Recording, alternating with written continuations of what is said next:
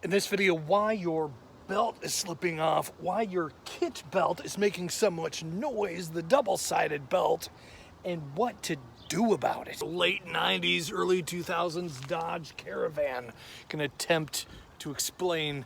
Okay, so the culprit in this issue, whether it's your belt slipping off or the squealing sound when your belt looks fine, and this belt, look at that.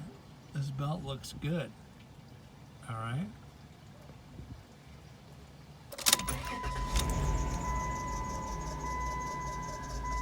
Hear that? Yeah. Okay, so the culprit, you see this belt? This belt's in good shape. No cracks. Doesn't look worn. Belt is new. See, right here is the belt diagram. Here in my basement, for example, here's the idler pulley, and it should sit like this, right? So that the belt is on there and all the pulleys match up and everything's spinning true. But because that bracket is broke, this idler is sticking out like that, which causes some of the noise coming from these bearings on the inside. Now that's if you have the V. If you don't, your belt is slipping off, and that's a problem, obviously. And then somebody, a mechanic or a DIY guy, probably a mechanic, installed this sticker when they did the kit. And the kit is an aftermarket fix. So when this vehicle was new, it had a smooth idler pulley. And the kit is here to tell you, or this sticker is here to tell you that it now has the V, right, the grooved idler pulley instead of the smooth one for the double-sided belt, which is like $100 for this belt, by the way. But it does not address the root cause, which is the broken engine bracket. Chrysler had a design flaw, engineering flaw with these vehicles, where there's only 3 long, like lag bolts holding the engine on this side. So the engine and transmission are one big thing, and as the motor mounts wear, especially this one in the center, it's the engine / transmission mount, and it goes bad, right? And when that happens, you know, even if it doesn't happen, but odds are, I mean, that thing is going to go bad over time, and you should replace that right away, especially if you're seeing your engine move around, because what that causes is those bolts to break. This one has 2 broken off bolts inside that bracket that's only held on by 3 bolts. The bottom one is the one that usually goes out because it's got the most weight on it. It breaks, and you basically, in order to extract that bolt, unless it's close to the surface, you got to pull the engine out, which is, you know, I mean, that kind of job is more than this vehicle's worth. If you take it to a shop, right, or even if you do it yourself, it's like, I'm not doing that. I got this van for free. Neighbor was going to sell it to the wrecking yard. So I tried to JB weld bolts in there, which didn't work. But it did help because now I have pins in there that are holding it at least on the top. That top bolt is still in there. The bottom bolt did break, and that's the reason you're hearing the noise. If you have this problem, replace that motor mount. Very important. And here's a hack I'm going to work with, because the problem is that you can't get a good... This is a great piece of technology here, except for the fact that it's smooth and the bracket is sitting like this because of the broken bolt, and the belt slips off. But it's steel. Look at that. This thing is steel. It's very well made. Unlike, I took back the one I got at O'Reilly's when it started making noise again, and I got this one at Napa. I figured Napa would have a good idler. No, it's plastic. It's another plastic piece of garbage with a really thin bearing set, you know, unlike the OEM that came with this vehicle. And I can't find one that's not plastic. If someone out there would sell or find this idler pulley that's not made of cheap plastic garbage, I would pay more. I'd pay double for one that would last, and the bearings aren't going to go bad, or the plastic ain't going to come off the bearings. You know what I'm saying, right? Like, there isn't a lot of good aftermarket parts for this 20-year-old Caravan here. So I'm going to try this. First of all, I'm going to get the tensioner out of there. This is my ground wire. You're going to use a 15 millimeter in order to pull this back. Here, tensioner pulley to pull that back. See that? Anyway, going the other way. And here is my 15. This is a great tool to have if you have a minivan. By the way, a set of these to reach that pulley right there. And we're going to loosen up this bolt. So yeah, once I got it loose, I used my smaller 15 to get past this hose that was in the way. And now it's about finger tight there. And here's some stuff we used at the shop. PB Blaster, multi-purpose. Also, on the other side of the bearings on that tensioner, I slathered it with this stuff, let it soak for a couple of hours. This is for penetrating oil. This is great penetrating oil, by the way. No, this is not a paid endorsement, but we use this stuff at the shop. It's awesome. Best penetrating oil I've ever used. So yes, lubricating up those bearings in the idler pulley.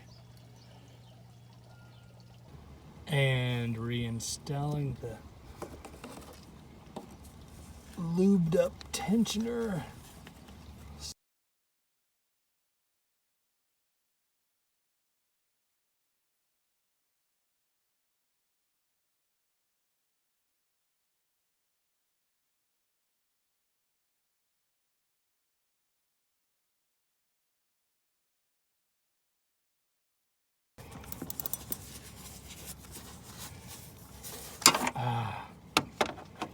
My hand's getting tired.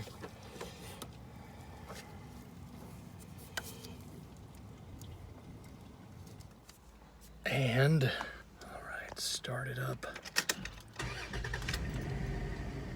Ooh, that sounds better, don't it? But how will it sound in a day or two? That's the question, right? A little longer than a few minutes later. And now, the moment of truth. It's still noisy. And another thing I've heard people say is the harmonic balancer, Russ. It's got to be the harmonic balancer. And the harmonic balancer is a weight kind of apparatus that's attached to the main crank, all right? And people replace that. It's some work to that. I don't think that's necessary because, again, if my theory is correct, and the reason why this kit exists, you know, and the reason the belts slip off, the reason the squealing belt syndrome, like, you could have a fully functioning harmonic balancer that's doing its job, but everything else isn't wired up right? Those pulleys aren't spinning true. So, you know, to go in there and to do all that work to change the harmonic balancer, I don't really see affecting a whole lot for a long period of time. Another thing, some of you were thinking, if my engine mount's broke, isn't that dangerous, Russ? Like, I know that some of you are probably going, wait, what? Like, your engine bracket has got bolts broke off in it? Like, and you're still driving that thing around? What's wrong with you? No, actually, and this is part of the JB Weld thing too. So, first of all, It's not gonna, the engine's not gonna fall on the ground, all right, and start dragging behind the car or something. It's not gonna take out a CV axle. There's just too much stuff in there. There's a, you know, the bottom frame of the vehicle is there. It's safe. It's just noisy. If all the bolts break on the bracket, and I had somebody message me about this, that it happened to them, like all of the bolts broke on that 3-mount thing, and it just started grinding and making a bunch of noise, and the main pulley rubbed up against something, and yeah, you're gonna be side of the road, probably needing a tow truck. But it's not like you're gonna blow up or get in an accident or something like that. Your engine will stall and probably be really loud. Again, your risk driving these old hoopties around with these problems, right? But yeah, I'm not scared of driving this vehicle the way it is, because I know the mechanics of it, and it's not gonna just, right? Your engine and transmission aren't just gonna fall on the ground. Okay, that's what I'm saying. What are you gonna do about it? What do I think you should do about it? The best thing to do, again, is to replace that center transmission mount / motor mount. Replace that right away if you're having this sound. If you've crawled up underneath there, you can get a flashlight and find out where that bracket is that your idler pulley is attached to, and you can see it. Like, there'll be a gap in between where it should be flush against the engine and it's not. That's one way to tell if you have this problem. And if you're watching this because your belt keeps slipping off, you're gonna need the V-grooved kit, all right? The double-sided belt, the grooved, again, V-belt, idler pulley, tensioner pulley. You're gonna need those things because it's gonna keep slipping off if you don't. Again, change the motor mount. That will bring it up a little. It should. If that doesn't help, I would change that passenger side motor mount, and I have videos on both of those operations. And change that idler pulley. Probably change the tensioner pulley. These things are going to go bad. I changed the water pump in this vehicle because all of this is going to cause extra strain on those bearings that run those pulleys, that turn your water pump. And I haven't had a problem, knock on wood, with the air conditioning. Air conditioning still blows really well in this car. It's 20 years old and it still stays nice and cool. Chryslers are good for that. I've not had a Chrysler that has had AC problems. Maybe that's just my luck. I don't know, but old Chrysler, even our old Jeep with 200 and some odd thousand miles on it, when we got rid of it, it blew cold air. So that's what I would do if you have this problem. Just drive it. If it warms up, this vehicle, it gets warmed up and the harmonic balancer kicks in or whatever, those bearings get warm enough to stop making noise and the van sounds fine. But yeah, especially in the winter, it's going to be noisy for the first 10-15 minutes of driving it around. It's just how it is. The van was free, 0 down, 0 payments, 0 everything. So I will deal with the noise. That's fine with me. So hopefully this video helped. If it did, please comment below, and hey, subscribe if you made it this far. Might as well. Hit the thumbs up button, like this video. It helps us out a lot. If you didn't like the video, just keep that to yourself, all right? Later. Don't forget to subscribe, and why not watch another video? Stick around.